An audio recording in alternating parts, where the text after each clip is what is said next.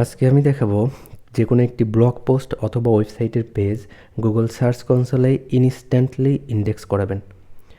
Instantly index করানোর জন্য প্রথমে আপনাকে যেতে হবে গুগল ক্লাউড কনসোল ওয়েবসাইটটিতে। আপনাদের সুবিধার্থে এই লিঙ্কটি আমি ভিডিও ডিসক্রিপশনে দিয়ে রাখবো, আপনারা সেখান থেকেও এখানে ব্রাউজ করতে পারবেন। দেখুন প্রথমেই দেওয়া আছে গুগল ক্লাউড কনসোল, আমরা এটিতে ক্লিক করব।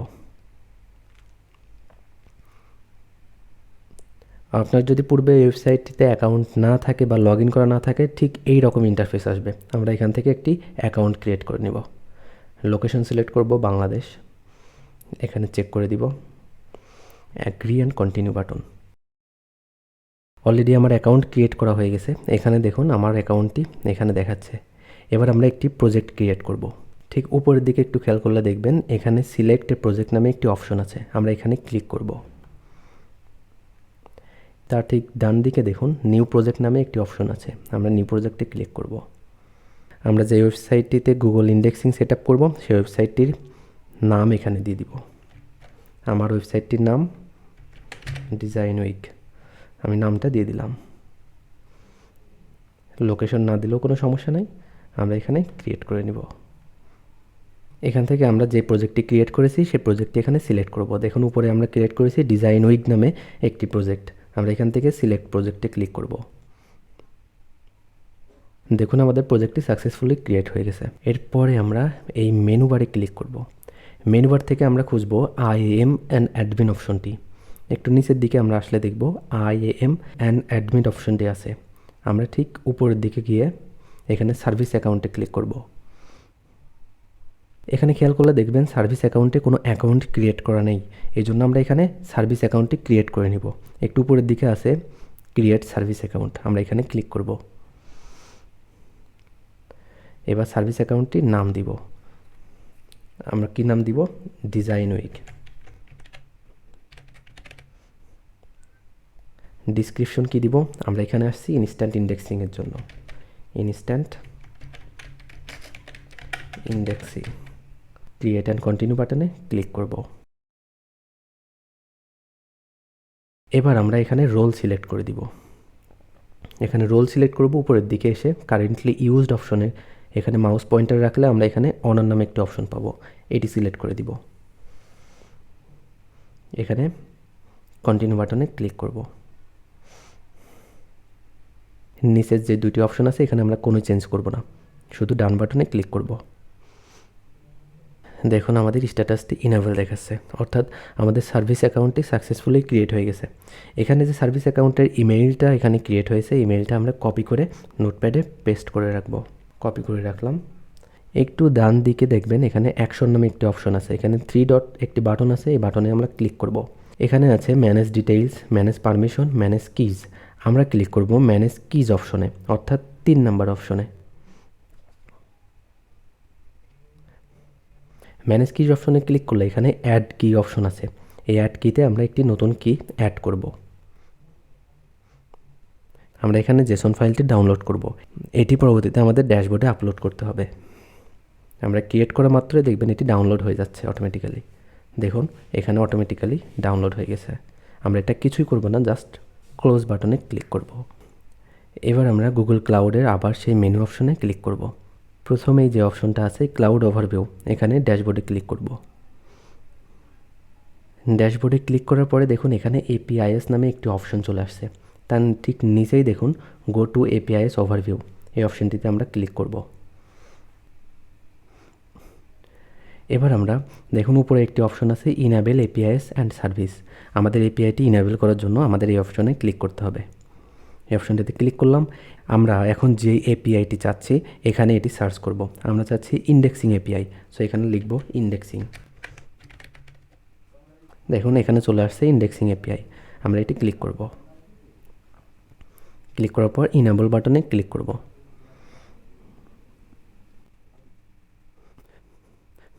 দেখুন ইনেবল বাটনে ক্লিক করার পর আমাদের ইন্ডেক্সিং এপিআইটি সম্পূর্ণভাবে সেট আপ হয়ে গেছে। এখন আমাদের এই যে এপিআইটি সেটা হলো সেটি আমরা আমাদের ওয়েবসাইটের ড্যাশবোর্ডে সেট আপ করবো। তাহলে আমরা ড্যাশবোর্ডে চলে যাই। আমরা আমাদের ওয়েবসাইটে ড্যাশবোর্ডে চলে আসবো। ড্যাশবোর্ড থেকে আমরা একটি প্লাগইন ইনস্টল করব, অ্যাড নিউ প্লাগইন। এখান থেকে সার্চ দিব ইনস্ট্যান্ট ইন্ডেক্সিং লিখে। ঠিক দেখুন প্রথমেই এইরকম একটি লোগো নিয়ে একটি প্লাগইন থাকবে, এই প্লাগইনটি আমরা ইনস্টল করব। ইনস্টল নাও, অ্যাক্টিভেট। দেখুন আমাদের প্লাগইনসটি অলরেডি ইনস্টল করা হয়ে গেছে। আমরা এবার এই প্লাগইনসটি ওপেন করব।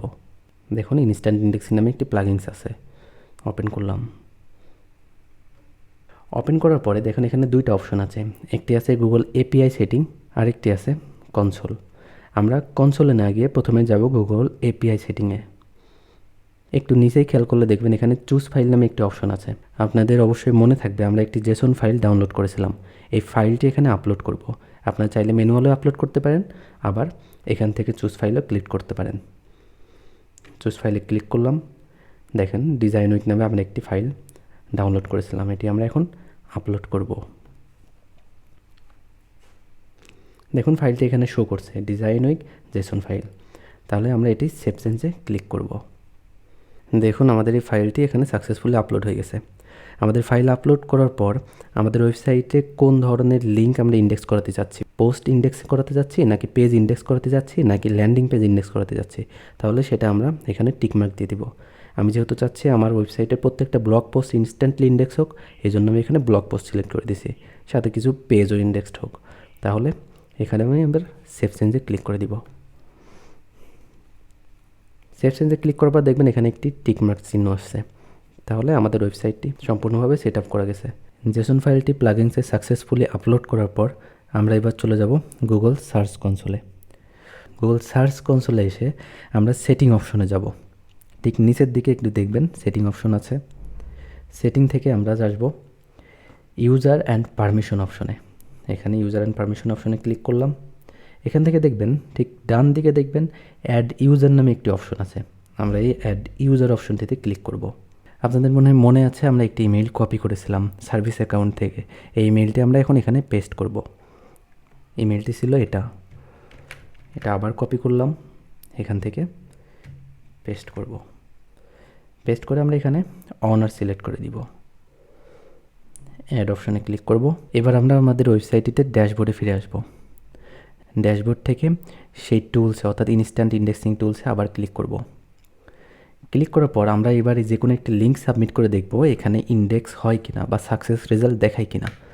designweek.com যে কোনো একটি লিঙ্ক আমরা কপি করি, এখান থেকে ফার্স্ট লিঙ্কটা কপি করি, উপরে যে লিঙ্কটা দেওয়া আছে এটা কপি করি।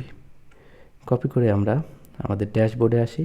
ড্যাশবোর্ডে আমরা এটি সাবমিট করব কোথায়? সাবমিট অবশ্যই করব কনসোল অপশনটিতে। গুগল এপিআই সেটিংয়ে যেই জেসন ফাইলটি আপলোড করেছি এখানে অবশ্যই আমরা এটি সাবমিট করব না। এখানে শুধুমাত্র পোস্ট এবং পেজ এই দুটি চেকমার্ক করে দিব, যেই দুটি আমরা ইন্ডেক্স করাতে চাচ্ছি। এখানে সার্চ কনসোল অর্থাৎ যে কনসোল অপশনটিতে আছে সেখানে আমরা এটি সাবমিট করব। উপরে দেখেন আমাদের ওয়েবসাইটের মেইন ইউআরএল সেটি দেওয়া আছে, আমরা এটি রিমুভ করে দিব। রিমুভ করে যেটি কপি করেছি সেটি এখানে পেস্ট করলাম। আমাদের যেহেতু এটা পেজ, এটা ইন্ডেক্স করাতে যাচ্ছি, তাহলে এটা ইন্ডেক্স করাবো। আপনি যদি চান যে কোনো একটি পেজ ইন্ডেক্স আছে সেটি গুগল সার্চ কনসোল থেকে রিমুভ করাবেন, তাহলে রিমুভও করাতে পারবেন। এখানে আমি ইন্ডেক্স করাতে যাচ্ছি, ইন্ডেক্স করাচ্ছি, তাহলে সেন্ড টু এপিআই। দেখুন এখানে সাকসেস রেজাল্ট আসছে, তার মানে আমাদের এপিআইটি সাকসেসফুলি সেট আপ করা গেছে। ঠিক এইভাবে যে কোনো একটি ব্লগ পোস্ট অথবা ওয়েবসাইটের পেজ 5 মিনিটের মধ্যে আপনি ইন্ডেক্স করাতে পারবেন। এটি একটি সম্পূর্ণ গুগলের হোয়াইট হ্যাট পদ্ধতি, যাতে আপনার কোনো রকম কোনো অ্যাডসেন্স প্রবলেম, ওয়েবসাইট স্লো অথবা এসইও র্যাঙ্কিংয়ের ক্ষেত্রেও কোনো রকম কোনো প্রভাব ফেলবে না। তাই নিশ্চিন্তে যে কেউ গুগল এপিআইটি আপনারা ব্যবহার করতে পারেন আপনাদের ওয়েবসাইটে ইনস্ট্যান্ট ইন্ডেক্সিং করানোর জন্য। ধন্যবাদ উইক মার্কেটিংয়ের সঙ্গে থাকার জন্য।